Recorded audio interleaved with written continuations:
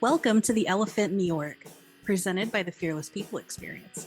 Do you know those things in the workplace that make work suck, but remain unchanged? Well, those are the elephants we're here to talk about. We believe that these topics can and should be addressed with common sense, courage, and compassion. We may not have all the answers, and we're definitely not always going to be right. But we're here to build a better people experience. We gotta start somewhere. Let's go. Welcome back to the Elephant in the Org, brought to you by the Fearless PX. I'm Danny Gluch. I'm joined by my co-hosts Cacha Dora and Marion Anderson. Today we have Jessica Donahue with us because we are really diving into the elephant that is so hard to talk about, so prevalent. We've been wanting to talk about it for a while and waiting for the right guest and the right time, and it is trauma in the workplace and employees experiencing trauma from their lives, bringing it into the workplace. Really hard to talk about, so feel very lucky to have someone who is as vulnerable and brave to take this head on as Jessica. Marion, tell us a little bit about Jessica. Yeah, Jessica is a wonderful human being. She is a fractional HR leader and consultant. She has worked in corporate HR for about 10 years, covers the whole base, talent, OD, L&D, she's super talented. And she specializes in early stage startups, Series A through C, and really helping them get set up for success, and is someone who's super passionate about mental health and psychologically safe and supporting trauma in the workplace. So let's get into it. Let's go. Welcome, Jessica. Yes, thank you so much. I'm happy to be here with you all today. So today's Elephant in the Org, trauma. It is something that is, I don't know, I feel like of all the things like that people have a willingness to talk about, this one might be like the biggest or at least the hardest to verbalize. And when someone starts talking about it of like, am I able to engage in this or not? So I think a lot of people just don't. So I wanted to start, and I think we all agreed that we should start with, what is trauma?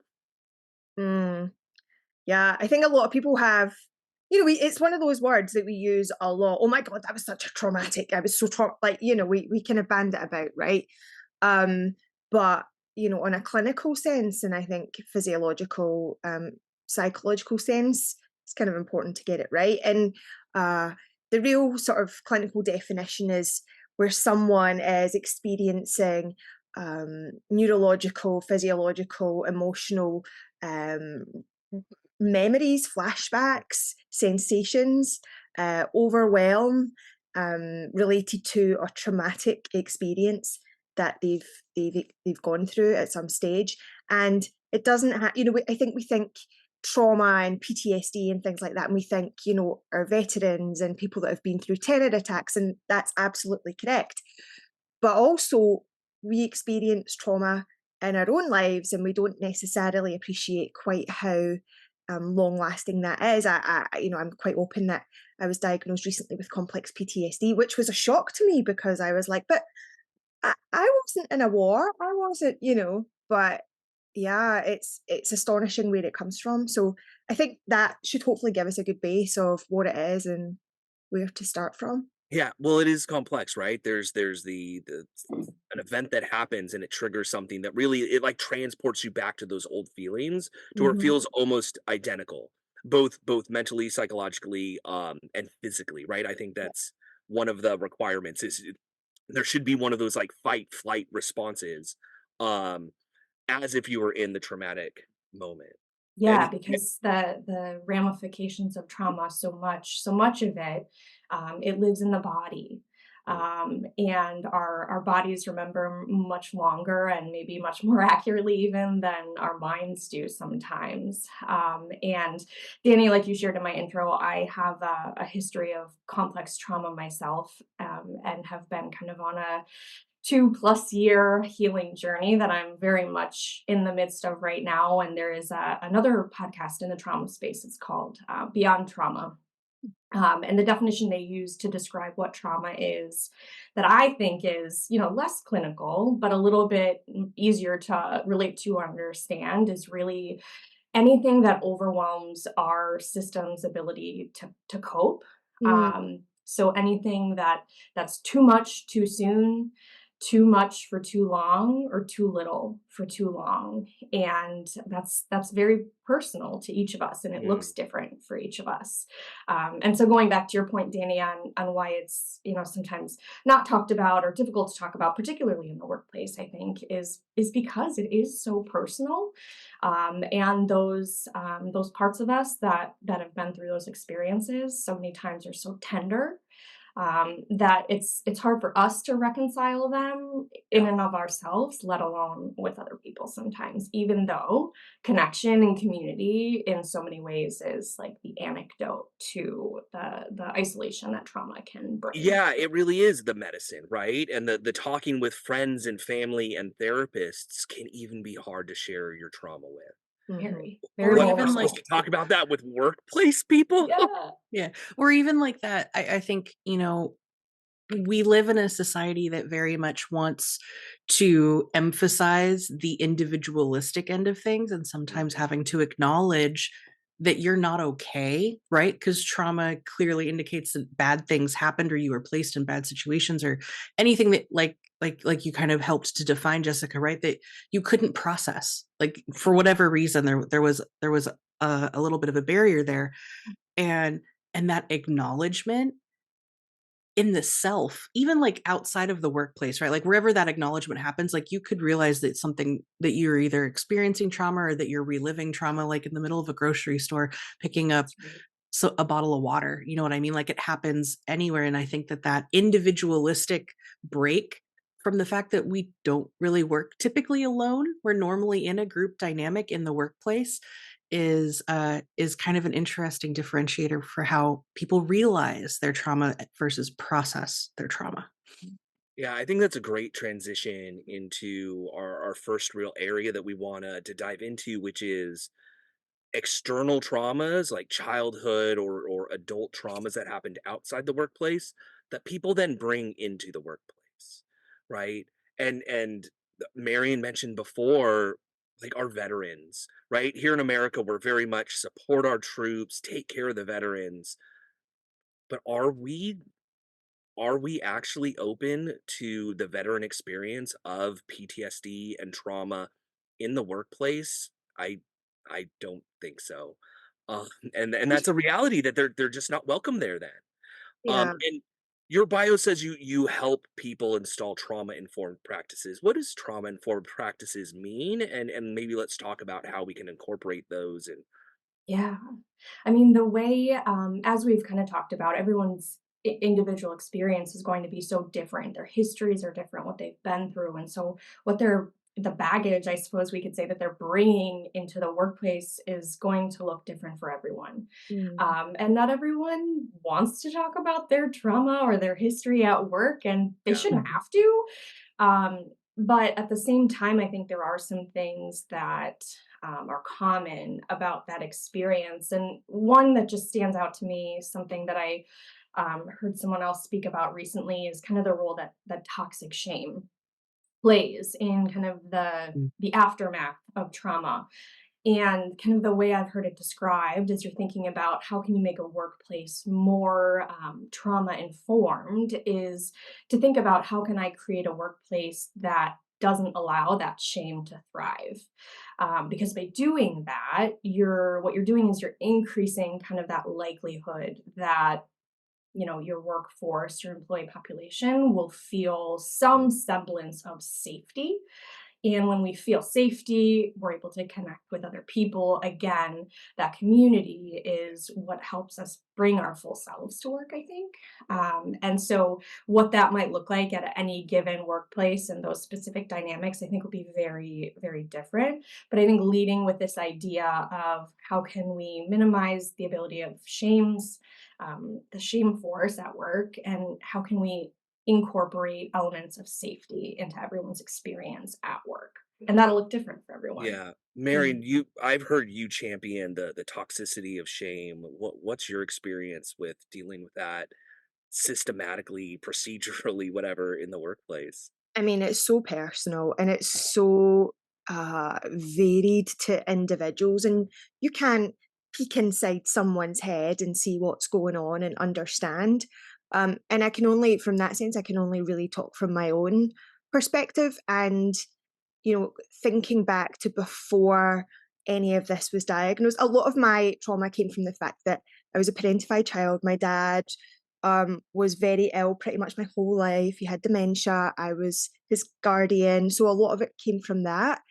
And, um, it, at the time when I was in it, I didn't know I was in it. I mean, I knew things were tough and I knew things were really difficult, but it wasn't really until much further on in life where when he's passed and actually sort of recalibrating, and it's all came to the surface and I've realized, bloody hell, like that was a lot. And um those feelings of shame are very unexpected, they're very unanticipated, they just spring out and hit you, and you don't always see them coming, and you don't actually know that they're there until your therapist maybe helps you realize it and call it out.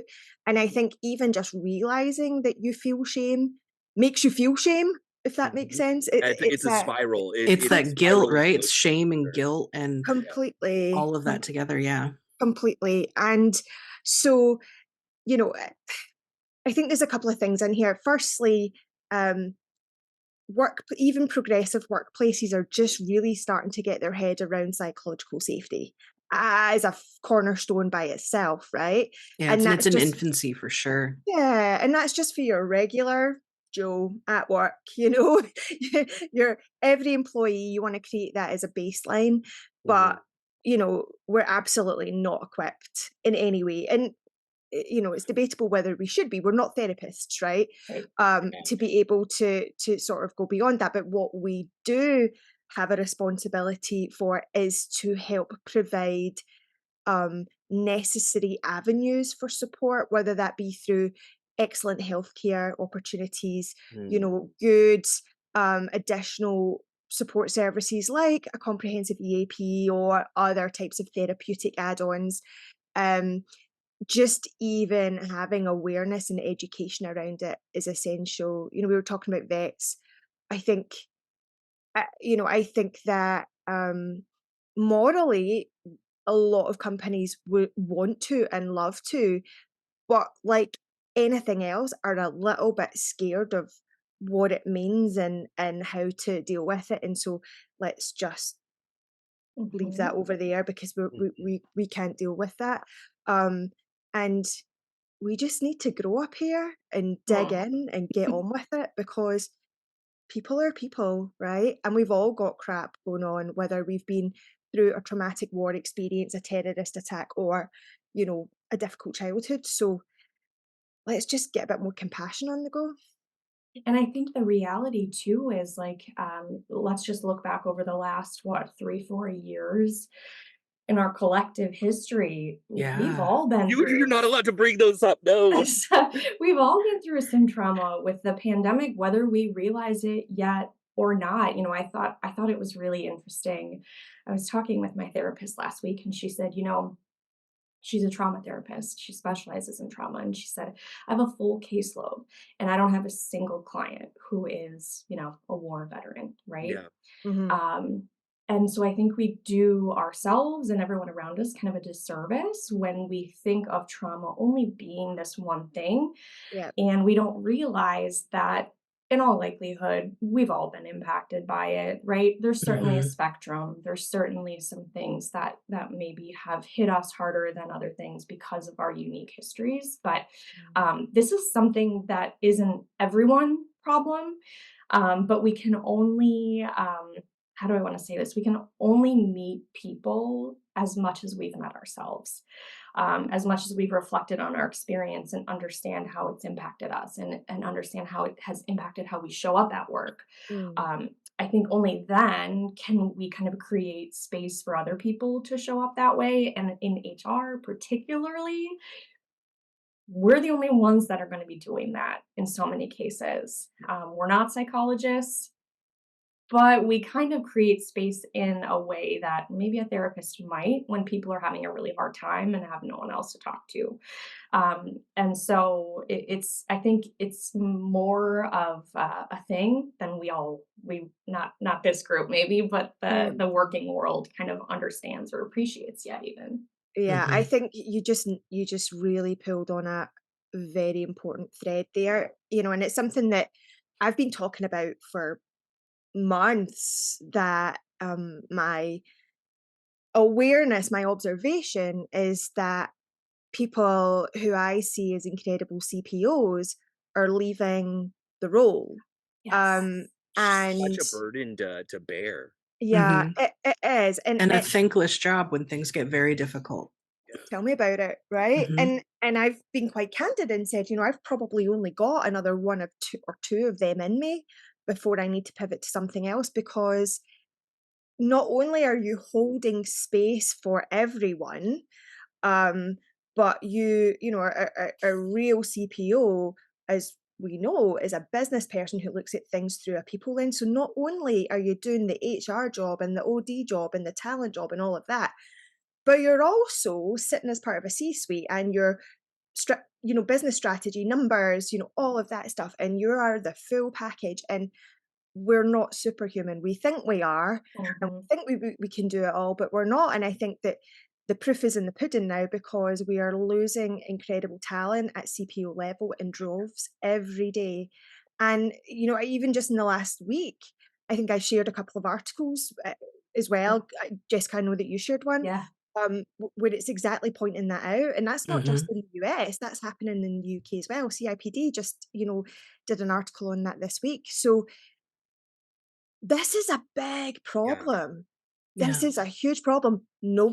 People are talking about it in articles, but nobody's No doing one anything solves it. about it. Yeah, Yeah. Because there's no one to save us. We can only save Mhm. ourselves. and this And is that's part of this that is knowing something. yourself that Jessica's talking Yeah. about, right? Yeah. Like, and that happens in the workforce because a lot of times these realizations happen in the first place people are going to go when they Mhm. kind of are forced. And I don't want to say forced, but like, there's really no choice for them to look in the mirror. And where are they going to go? They're going to go to their people team because they don't know what else to do, right? We're not equipped as a society to be like, you're about to enter struggle. You have Yeah. now, like, recognize struggle is occurring, whether that's in your life or in the workplace, and your knee-jerk reactions to go to the only resource you have in Mhm. your head, right? You know what I mean? Yeah. Because not everyone is raised from childhood, adolescence, adulthood to acknowledge or understand your mental state, Yeah. right?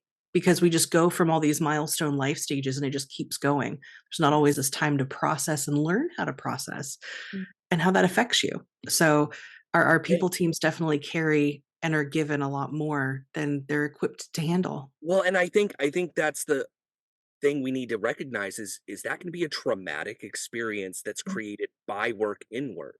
And Yeah. I know this is something that therapists are trained on, and sort of systematically there are boundaries that help protect the what's called countertransference of trauma between patient and therapist. Uh, those sort of protections and boundaries aren't in place. That relationship isn't as well defined uh, for the HR practitioner, and it can lead to these and it HR is not the only individuals who are experiencing traumatic work Mhm. experiences, right? It happens all Right. the time, whether it's from bad managers or anger, or maybe there's physical trauma. Like there's lots of things that can be traumatic at work. Um, but I just wanted to bring up that I think what Marion is highlighting, and we've seen so many articles about this, like, I can just no longer work in the people space anymore. I think some of that has to do with they're experiencing trauma and they need to flee, right? They've got that Mm. flight. Yeah. Yeah. Well, and at some point it just becomes, I think, overwhelming because, it's kind of coming at you from all angles, right? Me myself, I bring my own history into whatever workplace I'm a part of. Then I'm kind of impacted by whatever the leadership of the organization might be doing, which I may or may not agree with, and I may or may not think is serving its people, which is supposed to be my number one concern, Yeah. in the right way. And I think, capitalism rubs right up against that and causes some friction there. Oh yeah, Um, just a little and bit. then and then, there's whatever the rest of the employees might be dealing with that they're coming to us with as well. And when you think of like, okay, that definition of trauma, going back to that a little bit, anything that kind of overwhelms our system's ability to cope. At the Yeah. end of the day, like we have this rational prefrontal cortex that helps us make all of these decisions and think critically, and to some extent maybe like override that like survival or emotional brain that is being lit up as a result of trauma. Um, but we can only do that for so long before it's like, whoa, no more. I can't take it anymore. And that might be burnout or, choosing a different path entirely, whatever that is. But yeah, it feels almost some days relentless, like it is kind of coming from every direction. Hmm. Yeah. Yeah. And one thing that just occurred to me when you were talking was, we talk a lot about this being the most generationally diverse working Mm, population that we've yeah. ever had, right? Um, we've got our boomers who are exiting at a massive rate, like 10,000 a day or something crazy like that, but they're still there. You've got your older Gen X's, your Xennials, da da da da da da. And everyone has a very different growing up or work life experience of emotions. Our boomers and our older Gen X's are very, you don't talk about these things Yeah. at work, it stays at home, stiff upper lip, all that crap, quite frankly, right? Yep. Um, and then you start to go down that spectrum of, your younger Gen X's where we're a bit more comfortable and we're a therapy generation, but again, we still don't really bring it that much to work. But, as we get further down, our younger colleagues are more in touch with their feelings, able to articulate their feelings better. It's Mhm. very much normal. In fact, something that I saw yesterday, it was like a commercial break during a news program, and it was an advert, I guess, like for Sesame Street, and it was Mm. like a little, like just a little segment where they were, like I can't remember the characters, Big Bird and like their kid, I guess, and they're talking about how it's good to talk about your feelings. Um, that didn't exist when we were growing up. Yeah. You didn't talk about your feelings. So that's all starting to really come through. And I think that, future generations at work, hopefully, God willing, are going to have a much more psychologically trauma friendly Mhm. environment than we have. But we have to do the work now to make sure that that happens. Yeah, and Yeah. set the stage for that, because what does that mean then, right? What does that mean in terms of their expectations of their employers and their managers and their leaders?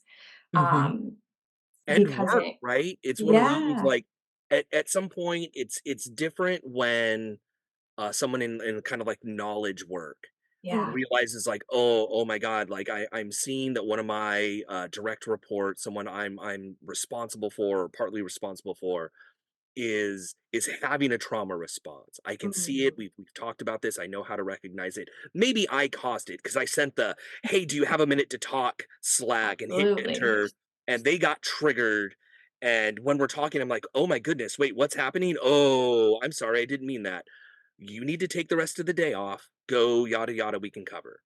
Some Right. industries can't cover like that, mm-mm. right? Like I remember when I was driving buses and um it was early on, and one of the bus drivers, without not their fault at all, killed a pedestrian. Mm, And I Mm. remember when that person tried to come back to work, they didn't even get the bus out of the yard. yeah, And there was a scramble of like, oh my goodness, who's going to do this? They tried to force him to get in the bus and drive. And he was like, frozen, physically frozen. They were like, "You need to do this. You signed up for the work. You have to do this." And yeah, right? The industries, like, depending on what you do, maybe you're a grocery store clerk and one of your baggers Mm. freezes up and is having that trauma response, and you're like, "Oh, you need to leave," but now you're a person short, and there's this, like you said, the friction of capitalism that is just Yeah, like, "But productivity, but what about the productivity?" yeah, And I think we need to have those conversations of it's a lot easier in knowledge work to say, "Hey, you know what? You take the rest of the day. We'll cover for you," than it is for some of these like staffing hourly roles where someone just has to be there. I can't even imagine what that must have been like at the peak of COVID. mhm, And Oh, you, yeah, I mean, none of us, certainly the three of us, haven't worked in healthcare. I don't know if that's something you've no, experienced, Jess, but um, you know, I think we all witnessed that during the pandemic, where our incredible medical professionals, doctors, nurses, auxiliaries, MAs, everyone who really like stepped up and really, followed that oath that they swore, right? Um, I cannot imagine seeing body after body after body, not knowing, especially very early in the pandemic where we didn't really know what the hell was going on, mhm, and people are just dying all around them. Their colleagues are dying.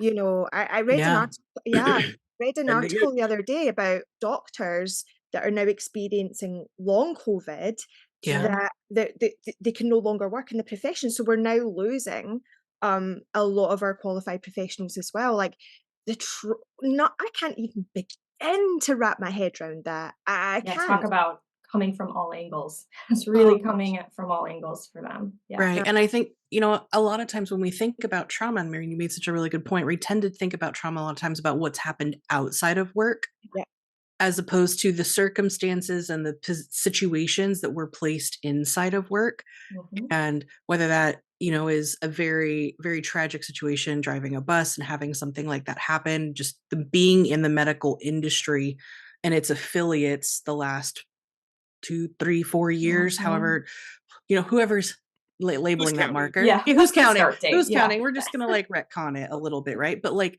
that workforce trauma versus like your individual trauma, right? And like I know this phrase gets thrown around a lot, but you always hear about people like, oh well, it's a trauma bond. And it's the same phrase with like triggering. Sometimes people use those phrases without really understanding what they are yeah, and what they mean, but it definitely sounds informed.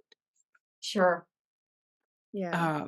And like how Jessica, I'm curious from your perspective on just when those workplace traumas occur, how does that affect people as opposed to what they're bringing into work? Mm, Absolutely. Well, I think, it goes so much of this is gonna go back to kind of my comment before on capitalism and the role that capitalism plays in all of this. And I've only lived in the United States, so I can only speak from that perspective of kind of our westernized culture. But you think about a layoff, something that I've experienced, many of you probably have experienced as well. And in a lot of ways, being blindsided by a layoff, I would say, could be pretty traumatic, particularly if you already kind of have a feeling of toxic shame that you're bringing from your past or what have you. When you think about safety, not only are you losing your job and your form of income that you use to support your family, you might be losing your health insurance too. And then how are you supposed to take care of yourself, right? So, yeah, I think a lot of things, whether it be layoffs, whether it be the way we manage performance management conversations. I mean, putting someone on a performance improvement plan, that can be really activating to people as well. And despite intentions, even when they are the best, we can't know, we can't predict, and we can't control how someone might react to those things. But I think that in the US, particularly, all of our identities are so wrapped up in our professions and our work and what we do. Yeah. And anytime that's taken away from us or threatened, Yeah. that can feel really, I think, psychologically unsafe in that Yeah. way. And I think it is specifically because our identities are tied to it. that when you're told you're not doing a good job, what you hear is, "I'm not very good," I'm right? bad. I'm not good enough. Yeah. Yeah, and that's the Of it, shame your part, right? skill, your value, Yeah, all of it gets 'cause That's 'cause pulled. and that's the trigger going back to being a kid, or what you weren't picked first for football, or what Yeah. it be. and that's the shame, right? It's Mhm. not, "I did wrong," it's, "I Yeah. am wrong," right? "I am Yes. bad, I am not enough," right? That's that shame part that's really traumatizing. Yeah. And Mm. I'll share transparently, like I shared before, complex trauma history from childhood. Most of my trauma is from childhood, and I've very much struggled with that toxic shame, and for 30 years of my life probably carried this subconscious belief that I am bad. Who I am as a person is bad, is not good enough. Um, it took me probably a year of therapy to even understand that I held that belief because it was so core to my identity, Yeah. right? So it's just a very, I think, insidious thing that many of us might be carrying without even knowing it. And I think that sometimes explains some of those, big reactions that we Yeah. have to things that we experience in the workplace.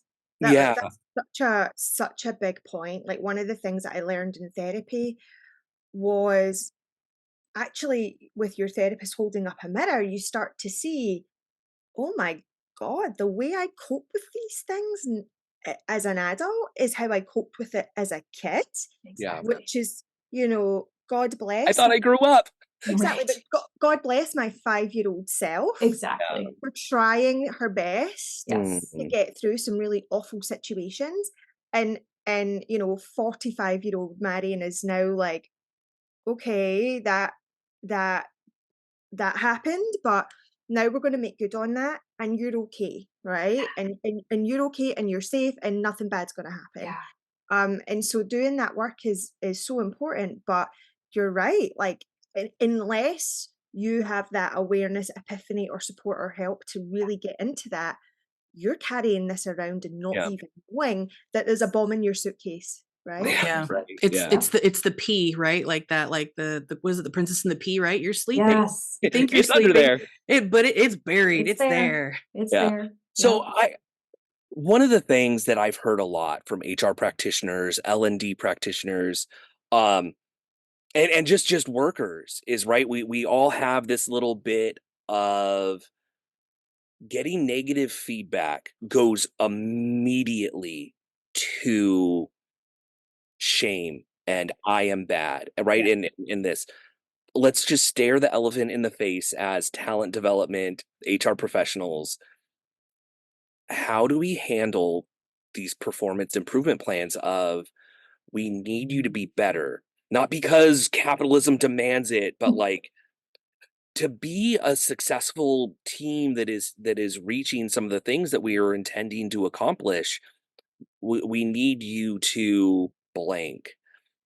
How do we approach that in a way that's going to more likely than not avoid triggering that shame cycle? We have, we have to blow up most of the things that we currently do. We need to put them on an island. We need to throw a stick of dynamite at it. We need to let it blow up and never talk about it again, right?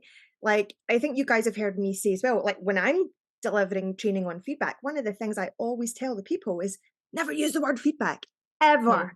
Because the Mm. second someone hears that word, they're like, and they're not even listening to you, You right? guys made the same. Where's the Yeah, video of that? They made the Yes. same. Oh my goodness. yeah. They're That should just, tell you how visceral that It response is Oh, yeah. very is, visceral. right? Holy smokes. you Yeah. go right into yourself and you're not even listening. And I think, I mean, I've been saying that for more than a decade, right, when I Yeah. deliver training, but now, I know my colleagues here are the same. It's not just a rebrand, it's a complete rebuild, it's a complete reimagining. The word pip needs to bugger off. Mm. Feedback can do one. Like, all of that language with the negative connotations and the real traumatic responses that people experience has to go. and we have to, and there's better ways to do it, and we're much more knowledgeable now, and we have organizational psychologists, and we have great resources to help us do this. We have to blow it up and start again, quite frankly. Yeah, I What do you, totally agree that I think the systems and processes that are built around performance management need a complete rebuild. And I don't have the answer of what that looks like yet. Maybe someday I will. But I will say there's, I think, one other lever that we can pull as particularly as HR leaders. And that is the employee manager relationship. Mhm, Um, I feel strongly that if we can impact managers, we can impact the culture of an entire organization. Because 100%. if I Yeah. can teach you to build a relationship with each of the people on your team that is rooted in trust and safety from day one, then when the time comes where maybe something isn't quite going the way we need it to, or the way they're showing up at work isn't serving them, and we do need to help them see that they can achieve a better result by operating differently.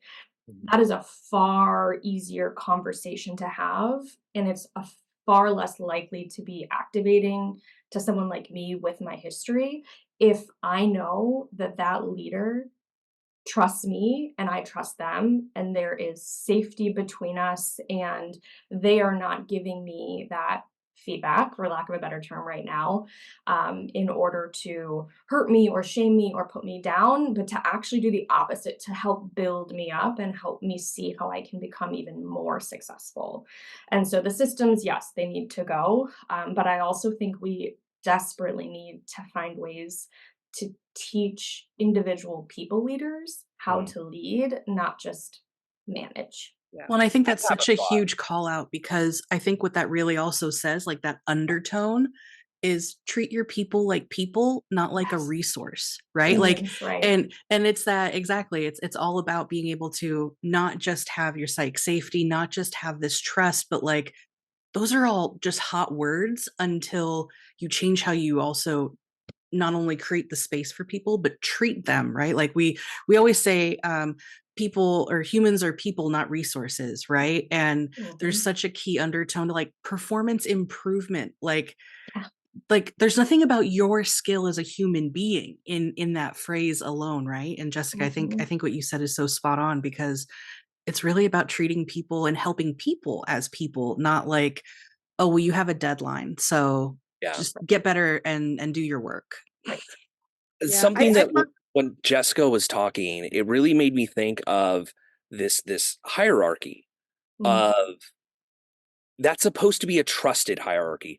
Oftentimes, like our trust with parents as kids, Ah, right? so There's true. there's this violation of you're supposed to be caring for and supporting me, but instead I'm getting abusive, shame-based sort of language from you that I think is kind of at the core of both of these. Mm. Um, and it's one of the reasons why I really love peer-to-peer Mm. feedback, peer-to-peer input, why I love being able to Danny squint or say ew to peers as a way of like, what you did is that's not sitting well with me. Yeah. And it's a lot less of the parent saying, you're doing bad. I need you to do better. Otherwise, I'm not going to be happy with you. And it's almost coming from the top down, right? And different managers can lessen a feeling of like I'm above you and still Mhm. be their manager. But that's part of the skill too, is not have it be this like top down feeling of Right. authority that needs to be broken down for it to be safe. And I'm sorry, Mary, Because you were saying something. Oh, and Jessica, you go ahead. carry on, Jessica. no, just quickly, I was gonna say it's so reminiscent of that. For some of us in our backgrounds, it's so that boss-employee relationship is so reminiscent of the parent-child relationship, Mm. and it is rooted in that just imbalance of power and control. Yeah. One party has Mm, more power and control than the other, and that in and of itself feels really threatening sometimes. But Marion, go ahead. No, that actually segues beautifully into where I was going, because actually I just had this thought when you were speaking before. You know, we're actively trying to bring in this notion of psychological safety, and we're certainly all advocates for that. We work to educate people, we work to raise that profile, we stand on the shoulders of amazing people like Amy Edmondson, right?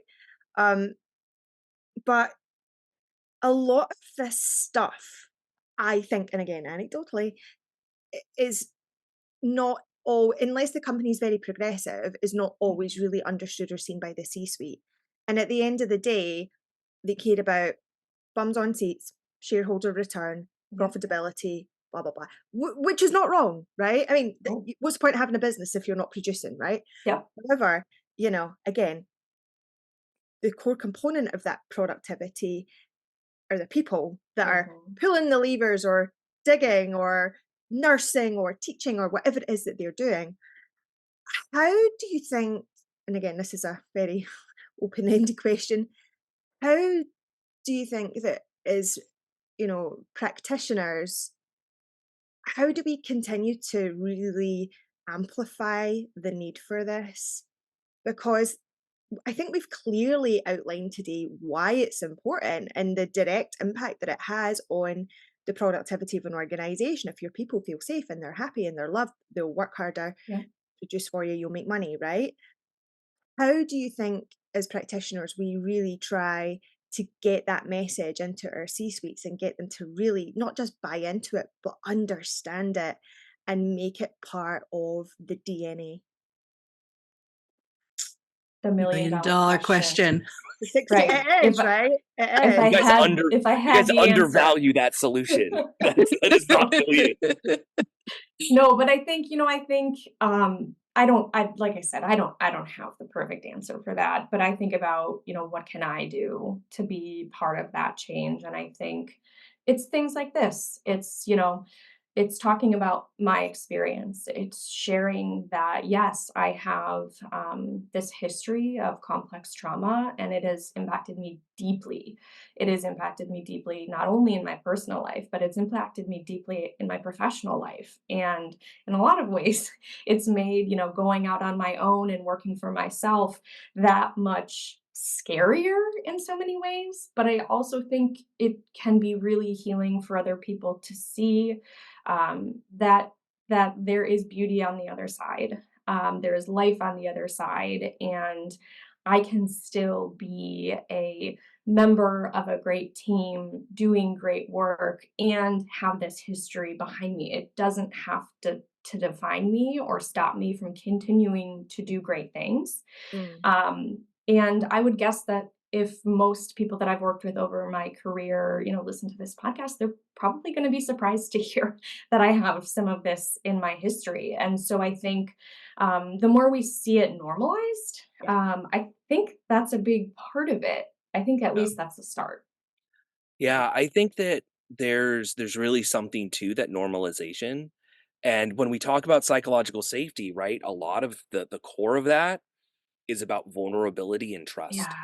Mhm. And I think, and this isn't just, this is not just up to the people vertical leaders, right? This is not just for the CPO who's in the C-suite to do this, and anyone in there can do it. But I think it requires talks in the C-suite of the vulnerability of sharing their traumas. Yeah. Because I guarantee you that CEO has a trauma of, I really thought we had it. It all fell apart. I am ashamed of the decision I made that is leading to this. I am traumatized by that. I never want to have that happen again.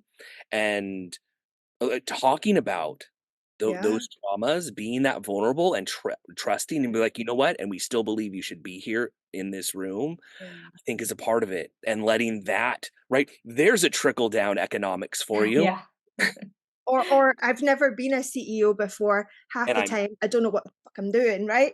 But I am human like everyone else here, and I'm trying to educate myself, and I really want to learn and grow just like everyone else here, and show that it's okay to make mistakes. Yeah, it's obviously the impact's a bit more bit more significant the further up the pole you go, but that's why you're hiring an incredible array of very talented people around you. Right. So you're doing this together. And again, I think a lot of that comes back to ego, right? Mhm. Yes. It does. Mhm. But that vulnerability strips down that ego, building that trust in the C-suite. Again, if anyone hasn't read Five Dysfunctions of a Team, like that is the absolute base of, oh, you want to function? Get vulnerable. Talk about your fears, your failures. Don't just say, oh, I played soccer growing up. Like that's not getting to know people. That's not actually the bond and the trust that you need. You need to get deeper. You need to have those honest moments that Jessica was sharing and sharing on a podcast for a lot of people. And like you said, some people might be surprised. Sure. And that means you were being vulnerable to a lot of people. Totally. It's hard. It's not easy, So I want to kind of put that out there too. It's not something that happens overnight. If I'm a highly successful, based on the definition of what success looks like maybe in America, which is climbing the corporate ladder and making lots of money, if I'm a CEO who has gotten to that place, I'm going to go out on a limb and say that part of what's helped them get to that place is over functioning in whatever it is that they do. And Mhm. many times that is a trauma response. And so what's helped them be successful in some ways is that history. And so to share that with other people, be vulnerable about it, that's not an easy thing to do. And so I think step one is just being vulnerable with yourself. Yeah. If you Yeah. can just be vulnerable with yourself, maybe if you can find a trusted colleague after that, maybe if you can be vulnerable with your team sometimes, modeling, I think, vulnerability for your team as a leader has a huge impact. Yeah. Where if you can get in front of your team and say, I messed up, or I really stepped in it with that one, this is what I would do differently next time. Suddenly it's okay for the rest of the team to show up imperfectly too. But we have to be willing to put ourselves out there like that first in order for that to happen. Wow. That's that's a great place to stop. So Yeah. now let's all go around and share our deepest traumas. Right. No, and I think, right, that authentic vulnerability, I think it's one of the reasons why I love a process-focused, right, process-oriented as Mm. opposed to results-oriented, because you can say, "Holy smokes, we did well, but, like, I made a mistake. I would not make that decision again." Like, that we got lucky that that worked out, right? Being able to have those conversations that are just frank about where there was a suboptimal choice or strategy is really Yeah. helpful. Yeah. Um, I was going somewhere with this. I swear I was.